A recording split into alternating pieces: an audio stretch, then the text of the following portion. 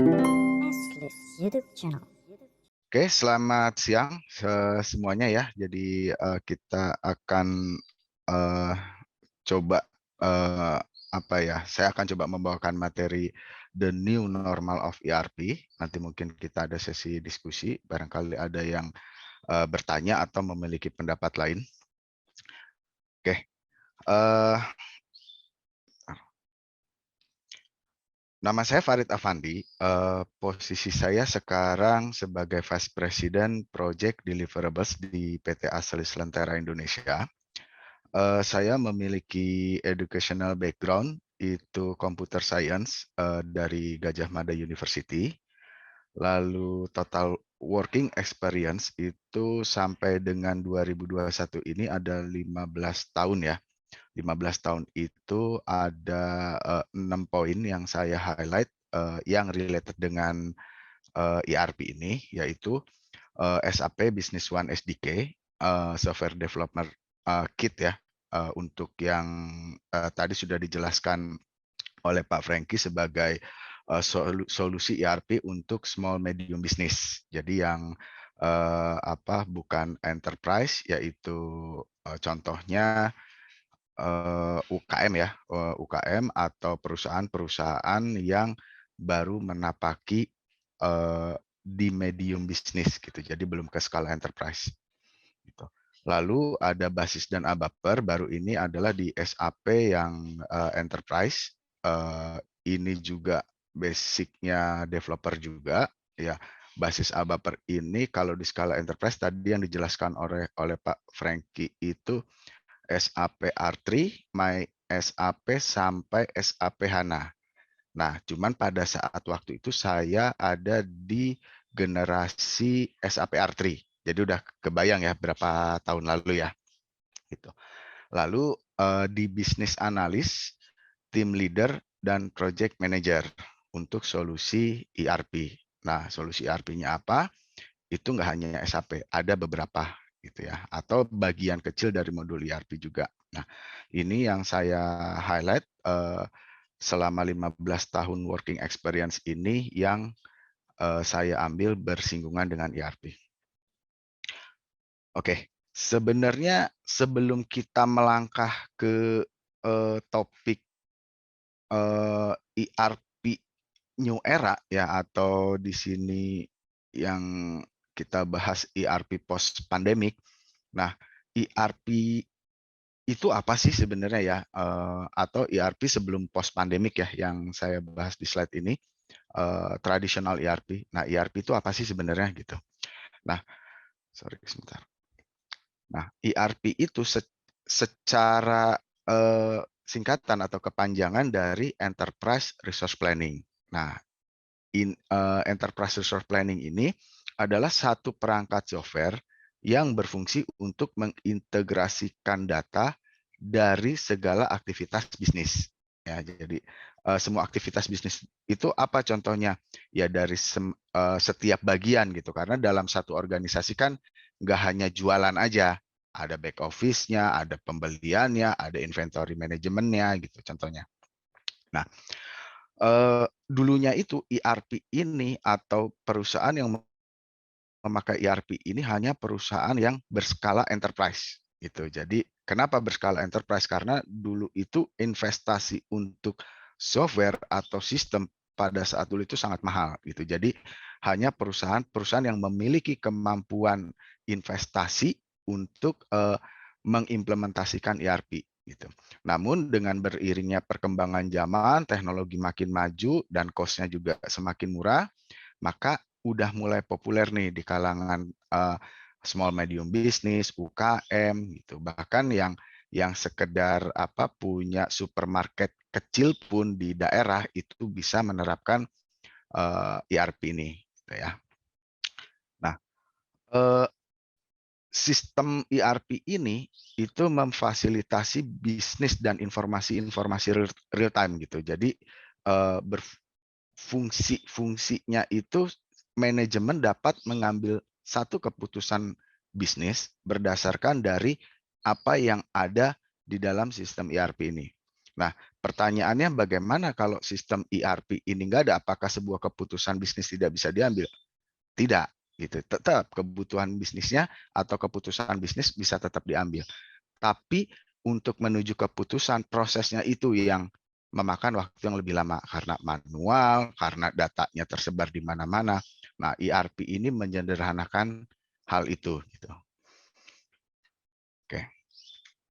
Nah, kita melihat sejarahnya ya, ERP. Sejarah kenapa sih ada muncul istilah ERP? Kenapa ERP itu sebuah sistem yang mencakup keseluruhan bisnis operasional dalam suatu perusahaan. Nah, kita melihat sejarahnya. Nah, sebenarnya istilah ERP ini itu sudah ada sejak tahun 1990 ya, diciptakan oleh Gartner Group gitu. Tapi kenapa di sini mulai dari 1960 udah ada ERP? Nah, menjadi pertanyaan. Istilahnya saja yang di tahun 1990 di-create oleh Gartner Group. Tapi secara konsep itu sudah ada sejak tahun 1960. Hanya konsepnya itu hanya untuk mengcover kebutuhan inventory management ya untuk mengkontrol di perusahaan manufaktur. Nah, berjalannya waktu menuju tahun 1970, nah ada pengembang software ini yang membuat program untuk memantau inventaris, rekonsiliasi saldo, dan status-statusnya itu sehingga berevolusi menjadi istilahnya MRP. Jadi dari konsep ERP yang kita namakan itu untuk menghandle inventory management itu beralih atau berevolusi menjadi MRP, yaitu Material Requirement Planning. Jadi masih belum MRP yang kita kenal di istilah zaman sekarang ya. Jadi masih Material Requirement Planning. Nah, Material Requirement Planning ini untuk mengcover kebutuhan produksi. Jadi perencanaan produksi, scheduling produksi. Gitu. Jadi monitoring, balance reconciliation untuk memenuhi kebutuhan produksi sehingga berubah menjadi material requirement planning. Nah, di tahun 1980 dari 1970 ke 1980 ini beralih menjadi MRP2. Nah, MRP2 ini yang kita kenal istilahnya zaman sekarang, yaitu Material Resource Planning. Nah, dalam peralihan ini fungsi-fungsi yang tadinya dikhususkan untuk penschedulan production atau rencana produksi, ini udah ada fungsi-fungsi lainnya seperti back office, keuangan, engineering, manajemen project, gitu ya. Udah mulai ada gitu sebagian gitu. Nah, dari tahun 1980 menuju 1990 ini dari material resource planning itu bertambahnya fungsi-fungsi yang tidak hanya mengenai production schedule tadi ya. Ada fungsi finance-nya, ada fungsi atau modul bahkan human resource-nya. Nah, di tahun 1990 inilah yang tadinya dikenal atau pertama kali tercetus nama ERP oleh Gartner Group tadi. Nah, beralih dari 1990 menuju 2000 itu mulai berkembang lagi si software ERP ini gitu. Jadi dari si Gartner Group ini melakukan pengembangan ya untuk proses-proses nggak hanya di manufaktur. Jadi satu software bisa dipakai semua kegiatan bisnis ya, baik itu yang di logistik, baik itu bisnis yang produksi, baik itu bisnis yang financing misalkan. Nah, itu dilakukan pengembangan oleh Gartner Group dengan tadi istilahnya ya, ERP ini sudah muncul menjadi perusahaan-perusahaan udah mengenal istilah, udah bukan sistem per sistem, tapi ini ERP gitu ya. Nah, di antara 1990 sampai dengan 2000 ini, apa ya, jadi banyak perusahaan yang mengadopsi dari sistem lama mereka menjadi sistem ERP. Jadi, awalnya kenapa? Awalnya itu adanya permasalahan komputer pada saat Y2K, ya, dan pengenalan euro yang akan segera terjadi di rentan waktu tersebut, gitu. Jadi, perusahaan-perusahaan yang udah ada itu memilih untuk merubah, atau menginvestasi dari yang sistem mereka existing, berubah menjadi mengadopsi solusinya ERP, gitu. Nah, eee, setelah itu dari 2000 ke 2014 itu, banyak banyak perkembangan lagi ya di ERP, mulai mulai adanya apa sih, internet, ERP yang, cloud base gitu, tapi masih sebagai, ERP yang oke, ini ada ERP, cloud tidak di lokasi, tapi bisa digunakan sebagai solusi ERP gitu. Nah, di tahun 2014 itu juga berkembang lagi ERP, ada istilah FRM atau Financial Risk Management, SCM, Supply Chain Management, CRM, Customer Relationship Management, MRP,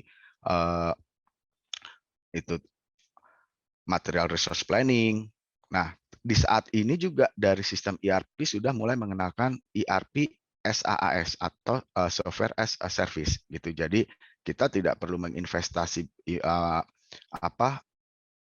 biaya implementasi, biaya investasi untuk hardware-nya, untuk servernya, tapi kita di investasinya dalam bentuk, oh saya mau pakai ERP ini dengan bisnis proses seperti ini, license per atau subscribe ya per usernya per bulannya berapa. Jadi itu benar-benar meredus jauh secara cost-nya. Oke. Nah, siapa sekarang yang menggunakan ERP gitu ya? Pada zaman dahulu atau pada awalnya memang ERP itu diciptakan untuk perusahaan-perusahaan manufaktur ya, terutama di bagian produksi.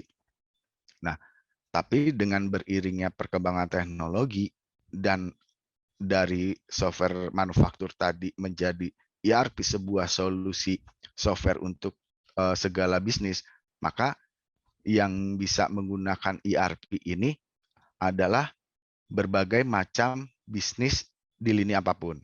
Jadi ini contohnya di service and consulting seperti asuransi, lalu di teknologi, perusahaan teknologi, misalkan seperti kita nih Aselis menggunakan ERP, ya emang kita pakai ERP juga gitu. Sorry. Financial service, lalu ada di education, transportation, retail, ya retail kayak supermarket yang retail atau yang wholesale. Wholesale itu apabila penjualan dari B2B, ya, lalu real estate, construction, perusahaan construction, project in infrastructure development, food and beverage, dari sisi lini lini pariwisata ya seperti restoran, perhotelan, lalu hospital, perusahaan manufaktur untuk obat-obatan, terus perusahaan pertambangan, perusahaan yang bergerak di bidang perkebunan, ekspor impor, bahkan dari sisi pemerintah ataupun usaha milik pemerintah atau daerah yang bisa menggunakan ERP ini untuk mengelola ketika adanya pengadaan, pembelian, gitu, atau administrasi lainnya. Oke, benefit ERP itu apa sih? Gitu. Kenapa mesti pakai benefit ERP? Ya tentunya yang pertama adalah efisiensi. Nah, efisiensi. Efisiensi di sini seperti apa? Nah, sistem ERP ini kan fungsinya itu menyederhanakan berbagai macam aktivitas di operasional yang memerlukan banyak waktu, banyak tenaga ya. Tadinya contohnya yang tugas-tugas manual tadi, let's say kita ambil contoh, dari petugas melakukan pengecekan inventaris, lalu pembagian jam kerja, sistem penggajian, laporan keuangan, itu yang tadinya manual disistemkan. Artinya ketika dari manual disistemkan, lead time-nya itu akan terpotong banyak sekali. Gitu. Ya. Lalu dengan berkurangnya pekerjaan manual ini, tim yang ada itu bisa lebih fokus ke pekerjaan mereka sendiri tanpa mengganggu tim lainnya. Misalnya, contoh tim marketing mau bikin laporan traffic deh, misalkan karena jualannya let's say service di apa ya contoh ya mungkin payment gateway deh ya, payment gateway. Nah, tim marketing mau memantau traffic di payment gateway-nya berapa yang transaksinya, berapa income, itu bisa langsung memantau tanpa harus meminta dari tim IT. Gitu. Itu salah satu menghilangkan pekerjaan manual. Bayangkan kalau nggak ada ERP, bisa nggak? Ya bisa juga, tapi tetap aja harus minta tim IT dulu, harus minta data dulu ke bagian lainnya gitu. Ya, atau bagian dari tim finance mau buat laporan terkait dengan sales tanpa harus apa meminta data ke tim marketing dulu, misalkan seperti itu ya. Nah, lalu berikutnya collaboration enhancement. Nah, collaboration enhancement ini juga related dengan efisiensi tadi ya. Jadi kolaborasi antar departemen yang dulunya ada dinding. Nah, sekarang dengan adanya ERP itu tidak ada dinding pembatasnya gitu. Jadi antar departemen itu bisa mengakses data ya tentunya dengan kredensial ya yang diatur oleh si admin pada ERP. Kalau memang memiliki kredensial ya akan diizinkan untuk mengakses data gitu. Tapi yang dihilangkan dindingnya adalah proses mulai dari minta data ke departemen lain, dicarikan dulu datanya dari arsip gitu. Oke. Terus reduce operational cost. Nah, ini juga membantu sekali dalam menghemat biaya operasional ya, karena sebagian aktivitas operasional itu diotomatisasikan gitu. Jadi berbagai macam kendala, gangguan, kerusakan itu dapat dibuat preventive action-nya atau diantisipasi dengan baik. Itu jadi seluruh pekerjaan kompleks yang diselesaikan lebih cepat juga. Jadi ini juga mengurangi lead time juga. Nah, contohnya misalkan kalau dari HR pada masa payroll data mulai dari collect data sampai proses penggajian yang biasanya makan waktu seminggu sebelum tanggal transfer. Dengan adanya ERP ini artinya setelah data di-input tinggal proses nunggu sejam 2 jam selesai. Gitu. Ini salah satu contoh.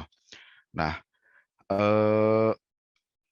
itu salah satu contoh yang pekerjaan kompleks ya, bukan hanya itu aja. Jadi yang di ERP ini yang memerlukan logaritme, lalu analytical proses itu dengan sistematisasi ini itu dapat dilakukan dalam hitungan waktu yang relatif singkat gitu. Nah, security. Nah, security ini juga tadi juga udah saya sampaikan sedikit di bagian collaboration enhancement. Nah, security ini ERP ini memiliki kontrol untuk pembatasan ya atau fitur untuk pembatasan mencegah pelanggaran data. Misal tadi karena datanya itu terletak dalam satu tempat yang terpusat atau satu titik terpusat, jadi semua alur keluar masuk data memang dapat dimonitor. Jadi ketika ada pelanggaran data, kalau memang tidak diberikan akses maka itu tidak mungkin terjadi. Gitu ya. Jadi ini lebih di bagian security-nya. Nah, admin ERP ini yang bertanggung jawab untuk memberikan hak akses terhadap masing-masing usernya gitu. Nah, apabila seperti ada bisnis user yang memang keluar, maka admin dapat dengan segera mungkin mencabut hak aksesnya. Ketika ada bisnis user yang baru masuk, admin dapat segera mungkin memberikan akses kepada bisnis user tersebut. Lalu accurate business forecast. Nah, ini salah satu hal yang paling krusial ya untuk sebuah perusahaan membuat ya perusahaan maju ya. bisnisnya. Jadi itu dari apa forecast yang tepat ya. Jadi perkiraan ya, baik itu dari perkiraan income, baik itu dari perkiraan cost, baik itu dari perkiraan investasi. Nah, itu menjadi kunci satu perusahaan tersebut apa maju seberapa cepat, seberapa pelan itu dari sini gitu ya. Nah, ERP ini membantu sekali. Kenapa? Kenapa bisa membantu dalam mengakurasi bisnis forecast? Karena data yang disimpan di dalam ERP itu bersifat konsisten. Ya, jadi tidak adanya inkonsisten data. Karena apa? Ya dari transaksional yang memang sudah terjadi sebelumnya, gitu ya. Jadi report-report yang dikeluarkan untuk pemangku kepentingan dalam perusahaan itu dapat dikeluarkan dengan cepat, gitu, dan konsisten. Jadi ini sangat membantu bagi pemangku kepentingan untuk take decision berdasarkan forecast yang dikeluarkan oleh ERP, gitu. Oke, ERP modul, gitu. Jadi kalau tadi udah dijelaskan secara harfiah ERP itu apa, nah mungkin dari teman-teman ya punya bayangan ERP apa sih, sistem yang selama ini kita buat itu ERP bukan sih, gitu. Nah, ERP yang kita sebut ERP ini adalah secara harfiah kan tadi semua satu sistem yang mengcover semua kegiatan bisnis perusahaan secara bisnis ya. Mulai dari modul finance, procurement, manufaktur, inventory management, order management dan lain sebagainya gitu. Bahkan sampai dengan eh, apa ada marketing automation ya, dengan perkembangan zaman ini sampai ada marketing automation. Nah, eh, hal ini belum tentu ada di setiap perusahaan gitu. Contoh misalkan perusahaan yang memang berjualan wholesale, tidak retail, berarti kan tidak ada e-commerce. Tapi yang disebut dengan ERP modules ini adalah sistem ERP yang memiliki semua modul ketika diterapkan dalam satu perusahaan itu sudah bisa dipakai. Gitu. Jadi software ERP itu seperti itu ya. Jadi antar antar bagian atau divisi yang related dengan bisnis ya, seperti penjualan, pembelian itu bisa langsung terintegrasi yang akan berujung ujung-ujungnya itu di finance and accounting gitu ya. Nah, kalau ditanya yang sejauh ini kita buat di Aselis itu ERP bukan sih? Kita belum bisa bilang, oh ini full ERP, belum. Gitu. Hanya sebagian dari ERP. Gitu. Tapi ketika kita terapkan di satu perusahaan, itu bisa jadi ERP? Nggak bisa. Kalau memang perusahaan tersebut hanya kebutuhan yang ERP itu ya memang hanya seperti itu. Misal, contoh kalau perusahaan bergerak di bidang apa ya, yang lebih simpel contohnya ya, logistik deh ya, logistik ada pembelian nggak ya? Ada pembelian aset gitu ya. Tapi untuk sellingnya itu kan lebih ke jasa untuk melakukan logistiknya, yang memang di ujungnya ada di eh, apa namanya finance tadi gitu ya. Nah, sistem logistik itu bisa kita sebut ERP nggak? Selama itu memenuhi kebutuhan dengan bisnis user dalam satu perusahaan yang mengcover semua kebutuhan baik dari sisi apa penjualan, pembelian sampai dengan accounting-nya, yaitu kita sebut ERP. Oke. Nah, sekarang kita ke bagian new normal ERP eranya nih. Jadi yang terutama yang post pandemic tadi sudah kita bahas secara historicalnya, itu di tahun 2000 ada ERP menjadi ERP 2, 2014 itu semakin banyak modulnya, ada tambahan modul, ada ERP ERP as service. Nah, sekarang masuk di 2020 dan seterusnya ERP post pandemic gitu ya. Jadi ERP kalau di kita ya atau di Indonesia itu Maret 2020 ya, kita pertama kali terimpact COVID ya, walaupun sebenarnya kasus pertama itu ditemukan sebelum Maret ya. Nah, ERP setelah pandemik ini bagaimana situasinya atau bagaimana nanti perkembangannya gitu. Jadi kita sebelum sebelum sebelum terkena pandemik ini ERP ini berkembang nggak sih sebenarnya? Tetap berkembang gitu. Kita lihat dari historinya tadi itu berkembang, tapi perkembangannya itu yang eh, sifatnya itu terukur. Itu nambah modul ini gitu. Jadi nggak secara major ya, nggak secara perubahan yang apa ya istilahnya big bang gitu, langsung langsung langsung major perubahannya gitu. Nah, ini tertinggal jauh ya di belakang teknologi yang kita lihat kayak AI, ya digital, transformasi digital, cloud itu lebih lebih lambat lah, lebih slow lah berkembangnya. Nah, dengan adanya pandemi ini, jadi ketertinggalan atau perubahan ERP ini yang tadinya terukur itu dipaksa gitu melakukan perubahan secara major gitu. Kenapa? Kalau tidak dilakukan perubahan secara major ya gimana bisa bisa dipakai ERP-nya nanti? Ya, kita bukan kita aja ya, seluruh dunia yang terkena COVID ini nggak boleh ada aktivitas di kantor ya. Sedangkan ERP tradisional itu servernya di sana, melakukan aktivitas juga harus datang ke kantor. Ketika itu terjadi harus work from home, ya ERP-nya ya nggak bisa terpakai, ERP nggak bisa kepakai ya jadinya juga data yang di dalam ERP juga tidak bisa terfulfill. Akhirnya apa ya pengaruh juga ke business decision gitu ya. Eh, COVID-19 ini memang benar-benar memaksa ya perubahan secara major ya. Eh, memaksa untuk ERP ini berkembang gitu. Berkembang gimana?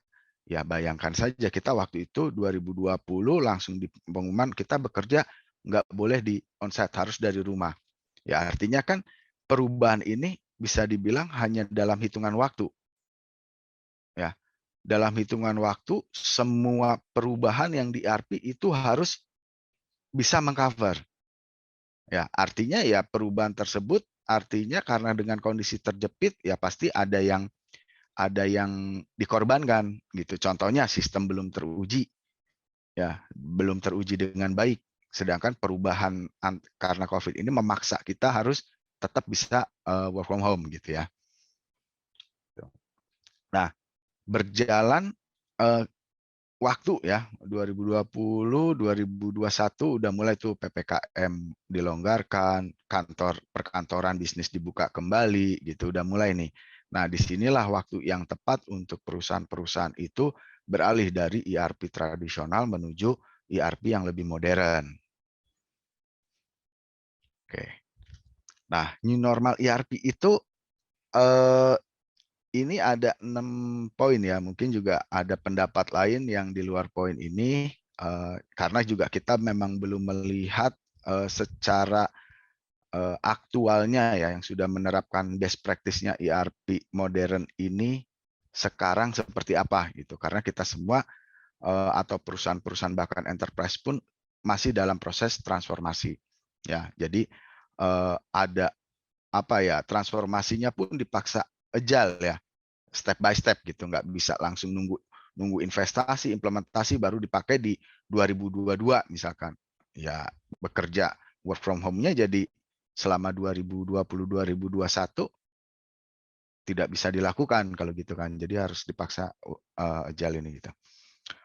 Oke, nah ada 6 poin ya. Yang pertama ERP empower remote remote work ya tadi, jadi ERP yang dapat dipakai dari mana saja ya. Elevating ERP to the cloud. Jadi ERP yang sekarang di on premise itu dimigrasikan ke cloud. Ya, cloud ini bisa bisa langsung implementasi ERP di cloud atau bahkan ERP yang on premise yang memang ready to cloud gitu. Itu bisa dimigrasikan gitu. Lalu mobile ERP goes mainstream ya dengan perkembangan zaman, aplikasi mobile mendominasi. Nah, ERP ini juga eh,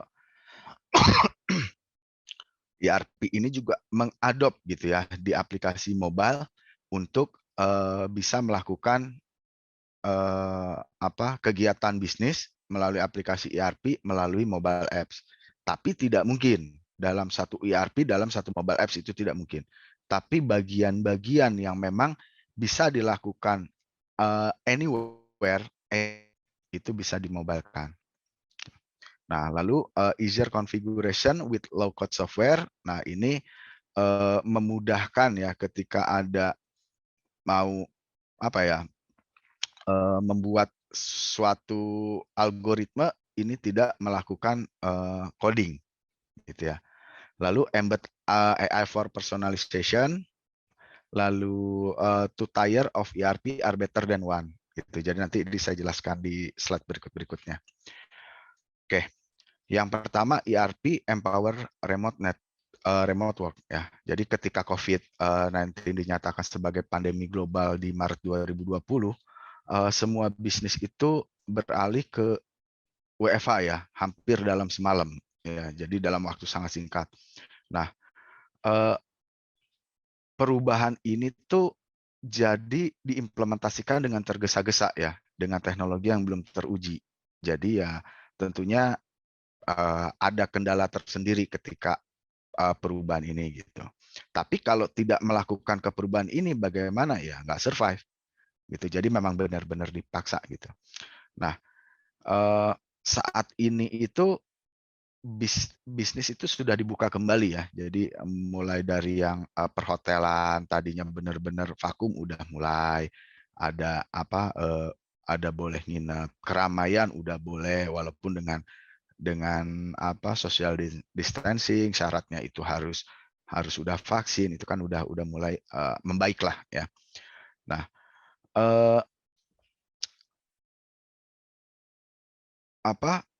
WFH ini itu memaksa ERP ini diimplementasikan itu dengan model hybrid ya, artinya yang harus di kantor terutama produksi ya memang harus datang, tapi untuk hal-hal yang bisa dilakukan anywhere itu juga harus sudah bisa mulai diterapkan gitu. Jadi untuk mendukung ini banyak nih ya, salah satunya juga contohnya di customer kita ya, di customernya Aselis yang tadinya kita bekerja harus di onsite, kita sebagai vendor udah boleh melalui remote dengan contohnya VPN untuk security-nya gitu kan ya.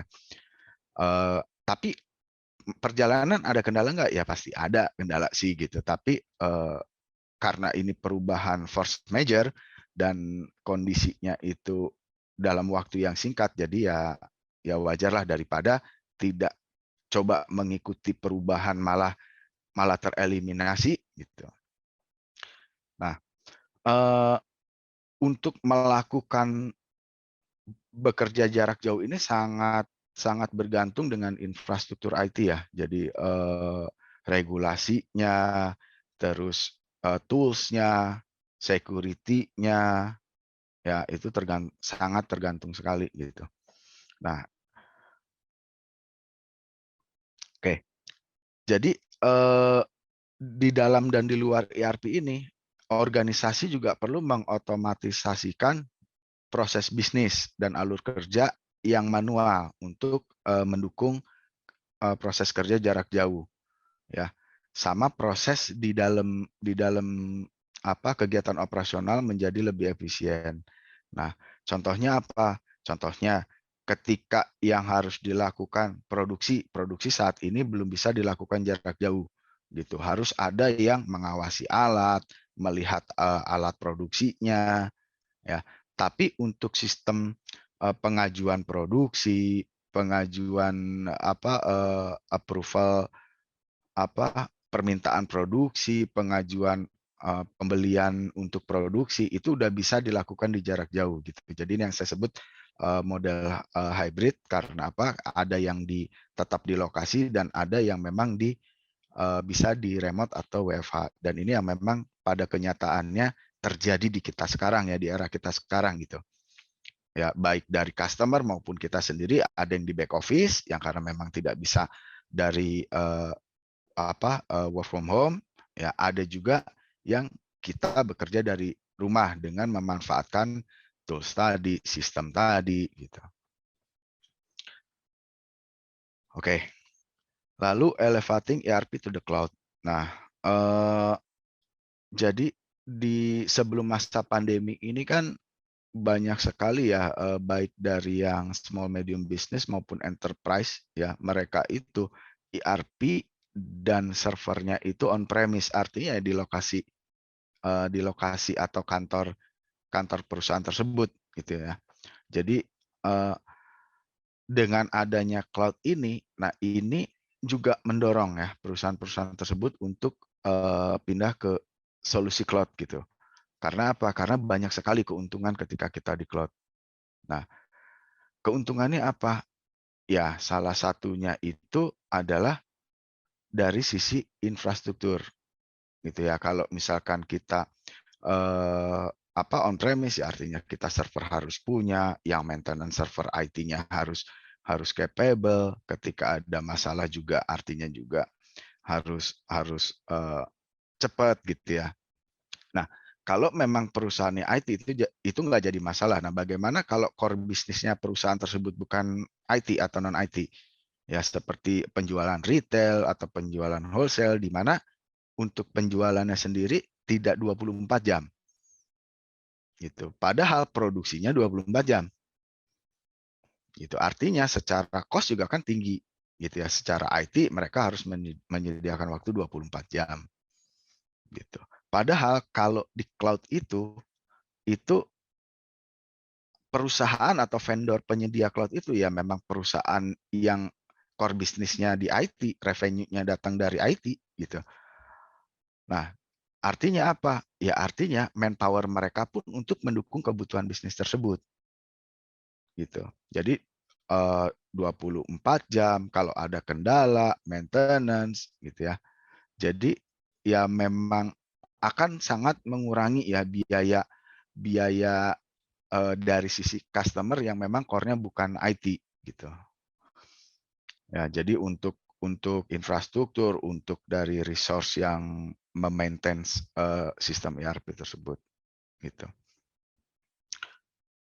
Oke, lalu mobile ERP goes mainstream. Nah, ini tadi yang seperti udah saya ceritakan secara singkat. Jadi ERP berbasis cloud ini dapat meningkatkan kemampuan pengguna ya untuk yang mobilitas ya, artinya yang bekerja work from anywhere ya, anytime tanpa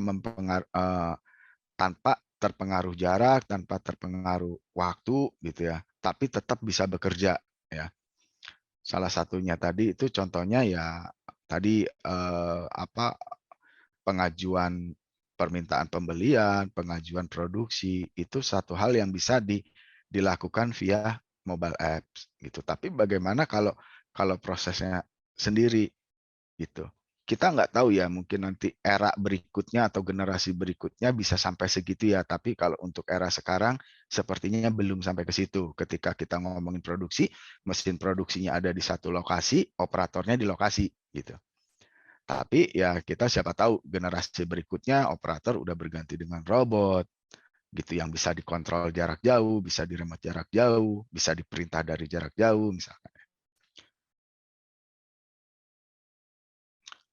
Oke, jadi untuk di era kita sekarang ini belum full untuk remote working ya, tapi saya bilang masih hybrid lah gitu. Dan sistem pendukungnya pun melihat situasi di lapangannya hybrid pun sistem yang berada di teknologi saat ini ya juga hybrid. Nah, ini easier configuration with low code software. Nah, jadi tidak dapat ya dihindari ya bahwa proses baru yang sekarang itu udah dibuka lagi bisnisnya pasca COVID-19 ini. Nah, walaupun perubahan ini belum diketahui ya sampai seberapa jauh akan berubah ya.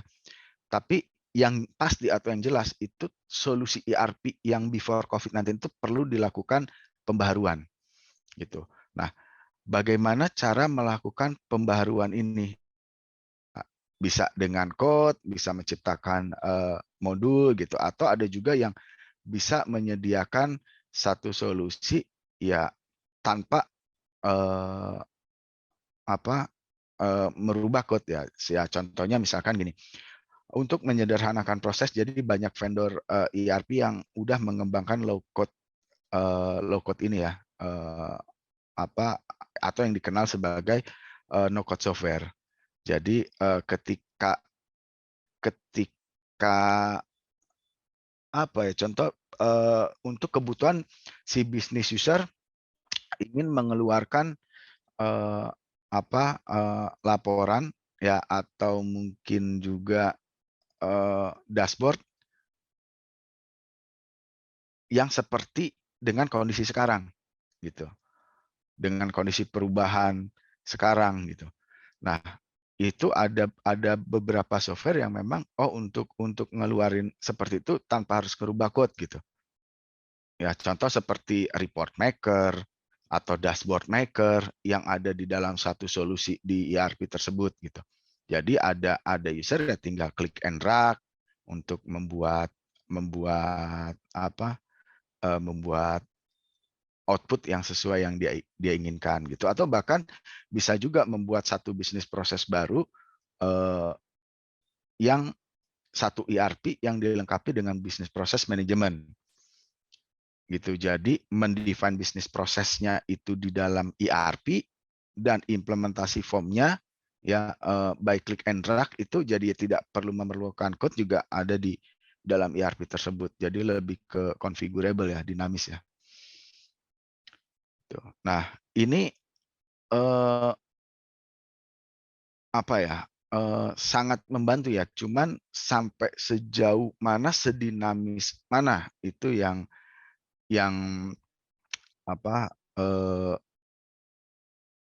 kita belum belum kebayang gitu. Karena yang tadi saya sampaikan lebih ada case-case yang tertentu yang bisa diperlakukan seperti itu. Tapi pasti ada case juga yang memang tidak bisa menggunakan tools tersebut gitu. Karena lebih spesifik ke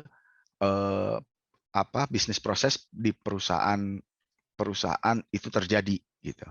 Ya, padahal ERP ini konsepnya ini ya di line bisnis apapun bisa diimplementasikan gitu. Nah, terlebih lagi ya di beberapa vendor ERP ini yang menawarkan low code software ini atau lebih dikenal dengan no code software ini juga menyediakan cara mudah dengan menambahkan machine learning ya dan AI dan analitik lah ke solusi ERP. Gitu. Nah, contohnya AI dan machine learning itu ya misalkan chatbot, pertanyaan-pertanyaan yang mendapatkan jawaban, si ERP mempelajari dari jawaban-jawaban yang sifatnya kalimat gitu ya, dinilai kalimat tersebut positif atau negatif. Ya, ini embed AI for personalization. Jadi tadi ya artificial intelligence dan machine learning ini dapat diintegrasikan ke ERP untuk mencapai personalisasi dan peningkatan proses bisnis gitu. Namun banyak perusahaan yang belum tahu untuk memulai bagaimana dengan AI terhadap ERP gitu ya. Jadi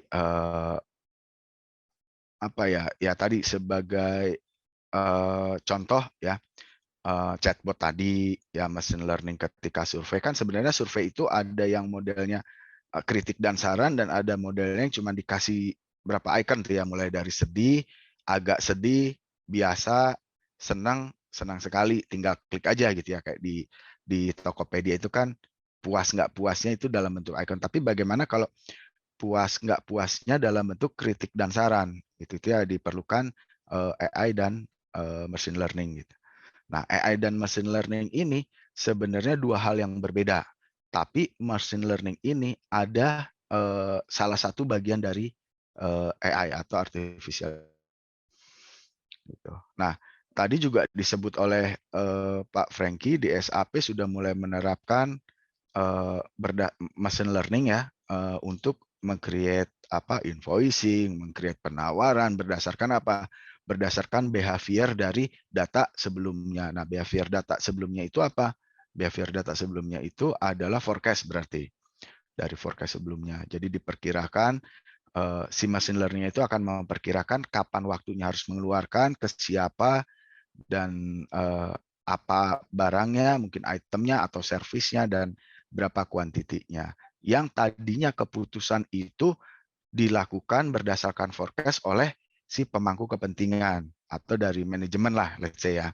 Nah, dengan ERP memiliki machine learning ini, artinya dari sistem mensuggest ini udah siap dikeluarkan gitu. Tinggal dari pemangku kepentingan yes atau no, dan itu bisa dilakukan di manapun gitu.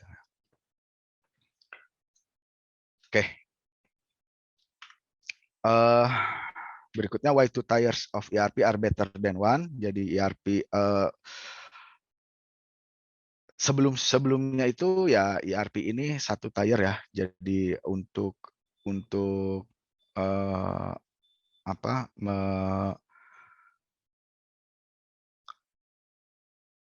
mendukung proses bisnis ya, ERP ini ada di satu lokasi, sifatnya juga satu tier, dan sifatnya juga on premise gitu ya. Tapi dengan makin berkembang itu udah, apalagi dengan COVID ini, dipaksa untuk ke cloud. Nah, ERP tier 1 dan tier 2 ini bedanya apa sih? Nah, kalau tier 1 ini artinya ketika perusahaan tersebut, ini contoh ya, sampel ya mungkin. Satu perusahaan tersebut sifatnya global atau internasional. Artinya head office-nya ada di Indonesia, punya cabang di Singapura, di Malaysia, dan di lain sebagai di beberapa tempat lah gitu. Nah, artinya apa? Kalau diterapkan dalam satu tier aja, itu tidak memungkinkan. Yang pertama, mata uangnya berbeda. Yang kedua, regulasi teksnya berbeda, ya. Yang ketiga, regulasi bisnisnya pun bisa berbeda, gitu. Dari regulasi pemerintahannya bisa berbeda, dari regulasi bisnisnya bisa berbeda.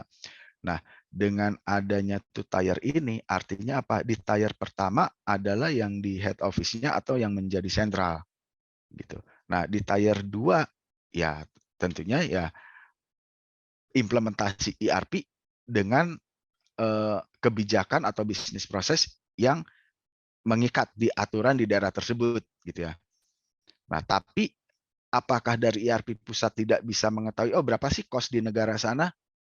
Karena dianggap sebagai cabang kan, berapa sih revenue dari negara mana, tetap bisa, artinya terhubung, tersentral. Nah, itulah yang disebut dengan dua tier. Gitu. Artinya dua sistem ERP diimplementasikan di dua tempat berbeda dengan bisnis core atau bisnis role yang sama, tetapi memiliki batasan-batasan karena regulasi ataupun ya hal lainnya yang terjadi di masing-masing. Gitu. Jadi kalau ini sih saya banyak menemukan ya dari dulu sampai sekarang itu lebih ke regulasi pajak sih, gitu ya. Kayak faktur pajak, kalau dari luar atau negara lain kan lebih simpel ya, teks ya udah 10% selesai. Gitu. Kalau di Indonesia ya banyaklah hal-hal yang istilahnya even itu SAP, Microsoft Dynamics, ERP yang memang benar-benar udah skala mahal dan besar, kelas enterprise, begitu masuk ke Indonesia kita ngomongin masalah pajak atau masalah ya sederhana lah, payroll lah, PPh 21. Nggak bisa langsung tinggal pakai, pasti perlu custom tuh. Gitu. Ya saking jelimetnya lah gitu ya. Oke, paling sekian sih yang dapat saya sampaikan. Saya kembalikan ke moderator. Oke, terima kasih banyak Pak Farid atas ilmu barunya mengenai ERP di New Normal. Oke, langsung aja saya buka sesi tanya jawabnya. Silakan bertanya ya. Mungkin dari Kak Retno mau diskusi mengenai tren Go Digital ini yang ada di kolom chat. Boleh open mic-nya, Kak. Oke, tadi sedikit komentar sih karena Pak Farid bilang kan Yes. semuanya go digital ya Pak ya. Ya. Berbicara ERP emang ini kan kompleks ya, sebuah sistem yang kompleks end to end. Dan yang Aselis bangun mungkin adalah potongan-potongan dari itu. Nah, ketika tadi perusahaan udah mulai go digital dan semuanya udah pada mulai menggunakan cloud system nih. Nah, sekarang sepertinya challenge-nya adalah kita mencari software as a service, Pak. Kayak saya salah satu contoh pelaku UMKM ya. Nah, sekarang tuh sulit banget mencari SaaS produk yang menyediakan ERP. Adapun itu potongan-potongan sehingga saya harus banyak memaintain di aplikasi-aplikasi kecilnya. Gitu sih, mungkin Aselis bisa bisa ikut serta di tren tersebut ya Pak Matis ya. Mungkin ini ya, saya coba tanggapin dulu ya.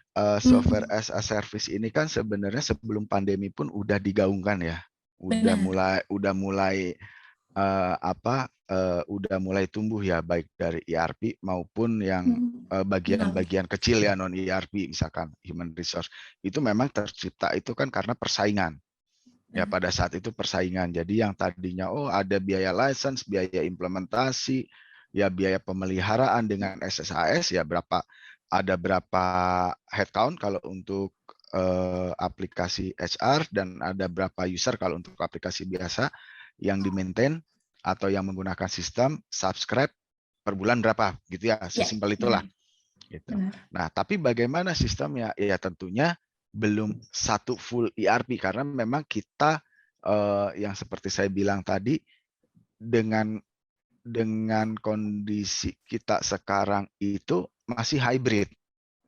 Jadi kalau fully itu ya contohnya tadi produksi, ada alat, ada mesin di lokasi, operatornya masih manusia. Gitu kan, ya artinya harus diinput dari lokasi kan. Artinya si usernya juga masih tetap ke lokasi ya untuk pengajuan dan apanya yang bisa dari mobile atau dari luar. Gitu. Jadi memang zaman sekarang itu yang masih hybrid tadi. Jadi menjawab tadi yang Retno sampaikan ya, itu belum ada keseluruhan apa ya satu proses ERP. Nah, balik lagi sih ke kegiatan bisnisnya seperti apa gitu. Nah, kalau misalkan mulai dari penjualan sampai accounting itu banyak juga ya menurut saya sebenarnya. Cuman apakah itu fully mengcover 100% kebutuhan bisnis itu yang mungkin Retno akan lebih tahu nantinya ya. Tapi kalau dari produk ya tadi SAP udah pasti punya SSAS, Dynamic dari Microsoft punya SSAS, lalu dari Oracle juga punya SSAS, bahkan kayak jurnal, salah satu ya kayak jurnal, ada beberapa produk lokal pun udah ada gitu. Nah, tinggal lihat apa yang mereka jual as a service dengan apa yang dibutuhkan itu meet 100% atau enggak. Iya, setuju sih Pak, matching atau enggak ya. Yes, betul. Kalau mau 100% matching ya itu harus customize. Iya, betul. Oke, ini tuh dari saya. Oke, terima kasih. Semoga menjawab pertanyaan Karno ya. Sekarang ada Kak Stella nih yang menanyakan, sebenarnya skill dasar yang diperlukan untuk menerapkan ERP itu apa sih? Mungkin minimal as analis. Boleh dijawab Pak Farid? Skill dasar analis ya, gini nih, ini kita pisahkan gini, Tel ya. As analis untuk ERP itu skill basicnya apa? Ya, yang pertama ya tentunya dasar logika ya, memahami sesuatu gitu. Tapi as konsultan ERP itu harus memiliki dasar bisnis. Karena apa? ERP itu satu bisnis proses besar di satu perusahaan. Ada bagian HRD, ada bagian logistik, ada bagian pembelian, procurement, yang mulai dari purchase requisition sampai jadi PO, ada penjualan, yang mulai dari wholesale sampai dengan retail. Nah, mustahil satu orang bisa menguasai semua. Ya, kenapa? Itu makanya konsultan SAP itu nggak ada satu orang itu sebagai Superman menguasai semua. Itu dipecah, konsultan Vico, ABAPER, ya terus tadi basis untuk konfigurasi security, lalu ada MRP, ya material resource planning, terus ada CRM. Itu masing-masing konsultan itu pegang satu, gitu, dan spesialis di situ.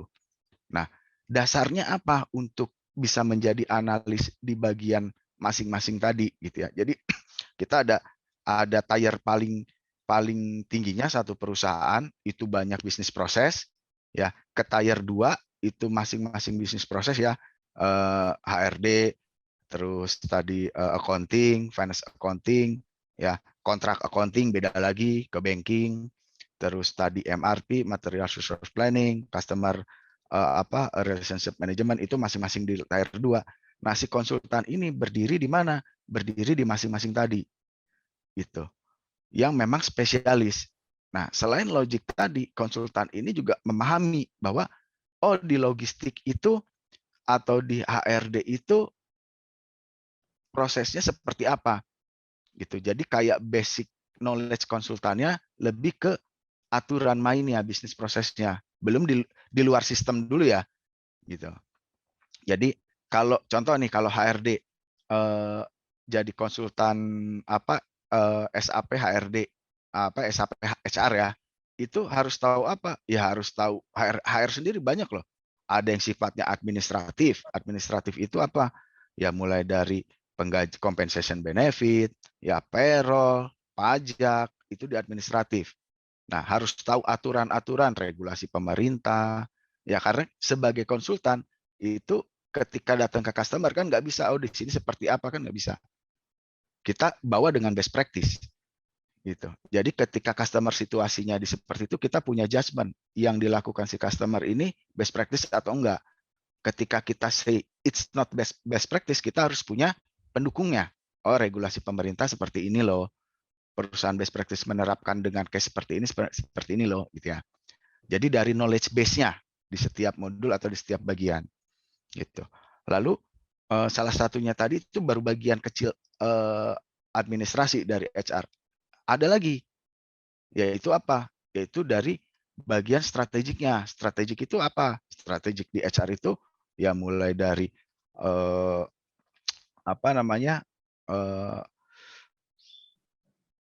performance appraisal, training, yang untuk people development, ya, lebih dari strategik perusahaan menerapkan dari HR business process untuk pengembangan karyawan. Gitu. Itu udah berbeda lagi. Itu udah ngomongin kompetensi setiap karyawan mau dikembangkan ke arah mana, karir path, gitu. Itu dari sisi strategiknya, gitu. Dari sisi lainnya juga ada lagi dari HR-nya, employee self service, ya. Ini related dengan yang ERP model tadi, di mana setiap karyawan ya memang kita udah punya, ya, bisa mengajukan cuti di mana aja, bisa approve cuti dari mana aja. Tapi apakah hanya sebatas itu di HR? Kan sebenarnya enggak. Kita bisa ngelihat misalkan e-payslip, itu bisa ada juga, gitu kan, di bagian HR, kan. Kita bisa melihat misalkan nggak hanya di ruang lingkup yang sifatnya tadi itu pengajuan cuti aja, banyak misalkan, ya, pengajuan lain juga, gitu. Mungkin itu sih, Tel. Jadi kalau ditanya basic apa sebagai analis untuk ERP, kalau ngomongin ERP secara keseluruhan mustahil, gitu, karena terlalu besar. Ya sama aja kayak satu orang tahu di dalam bisnis proses, let's say kita ngomongin perusahaan yang besar deh, Tokopedia deh, satu orang Tokopedia tahu mulai dari gimana dia campaign-nya, gimana dia marketingnya, gimana dia HR-nya, gimana itu satu orang tahu semua kan nggak mungkin. Yang bisa adalah satu orang tahu bagian atas secara helikopter view-nya, tapi di operasionalnya nggak tahu. Nah, itulah dibutuhkan bantuan tim-tim tadi gitu. Jadi secara satu orang sebagai konsultan pun tidak bisa satu tahu keseluruhan. Gitu. Nah, jadi basicnya apa? Nah, tergantung telak nih kalau mau di ERP. ERP lebih spesifik, lebih senang di mana? Misalkan logistik, ya pengiriman dari titik produksi sampai dengan ke end customer, ya atau ke titik distributor. Nah, di situ supply chain-nya tuh, ya kelihatan. Jadi Stella tahu dari case, dari pengalaman, dari situasi-situasi. Jadi Stella kalau mau jadi bisnis analis untuk ERP di bagian logistik itu bisa gitu. Itu sih. Gimana Tel? Oke. Atau mau ngomong lebih ke personal lagi, itu nanti kita bisa atur waktu lah, lebih privasi lah. Ya intinya ya minimal ada logic dasar, logic skill, IQ lah istilahnya, juga knowledge dan kompetensinya masing-masing kan. Iya betul. Ya, oke Pak, siap. Oke. Terima kasih Kak Stella. Ini waktunya sudah habis, tapi mungkin saya kasih waktu lebih untuk ada pertanyaan dari Kak Fakih. Untuk pasar market konsultan di Indonesia yang bergerak dalam bidang artificial intelligence dan computer learning itu gimana? Kalau dilihat masih jarang sekali, mungkin bisa dihitung jari untuk company atau perusahaan yang memakai AI dan computer learning itu sendiri. Menurut Pak Farid gimana Pak? Ya, kalau saya lihat ya, memang situasi sekarang itu untuk artificial intelligence dan machine learning itu masih masih terbatas ya, atau masih sedikit ya. Kenapa? Dasarnya tadi gitu, kita dari era COVID ke sekarang itu dalam waktu singkat harus mengikuti perubahan gitu. Tapi bagaimana nantinya, tidak menutup kemungkinan loh nantinya akan banyak gitu. Walaupun sekarang kondisi market untuk machine learning dan artificial intelligence itu masih sedikit di Indonesia gitu. Tapi nextnya ya bisa jadi setiap ERP membundling solusi dengan machine learning dan artificial intelligence tadi. Contohnya apa? Ya untuk sampelnya tadi udah saya jelaskan bahwa misalkan yang tadinya dari forecasting data untuk manajemen take decision, ngeluarin data, ngelihat data, take decision. Tapi dengan adanya ERP yang dibundling dengan machine learning dan artificial intelligence, data itu dari forecasting data sudah disuggest ke business owner. Berdasarkan data ini loh harusnya yang let's say tahun depan harus dinaikin berapa sellingnya, cost-nya harus di efisiensi berapa. Jadi suggestion itu udah diterima langsung oleh si pemangku kepentingan, gitu. Ya, contohnya juga tadi kan dari SAP Pak Franky bilang udah mulai ditanamkan machine learning, udah mulai ditanamkan artificial intelligence. Ya, cuman Pak Franky tadi ngasih contohnya ketika harus generate atau order udah ada suggestion-nya gitu. Ya, atau misalkan ketika si perusahaan tersebut mau membuat atau mencari barang, dia nggak punya link network bisnis, dari SAP bisa ngeluarin, oh ini loh top 5 terbaik untuk item yang dicari gitu. Ya, yang jelas kayak kita yang kita sering pakai e-commerce, Tokopedia, Grab, terus Gojek, itu udah pasti ada artificial intelligence-nya dan machine learning-nya. Gitu ya. Oke, semoga menjawab ya Kak Pakis. Kita mungkin bisa langsung tutup aja untuk sesi ini. Kira-kira dari Pak Farid ada closing statement dulu nggak untuk para peserta yang hadir di sini? Apa ya? Ya mungkin terima kasih ya sudah mendengarkan ya konsep pemikiran, karena ini juga kan belum sesuatu yang best practice ya, hanya ngelihat dari situasi sebelumnya post COVID akan bergerak ke arah mana ERP ini. Yang pasti kan harus bisa mendukung work from anywhere ya. Sama thank you juga ke Pak Matius, Pak Markus sudah memberikan kesempatan ya, yang sebelumnya sebenarnya ini sangat saya hindari gitu ya. Paling itu aja ya. Thank you sekali gitu ya.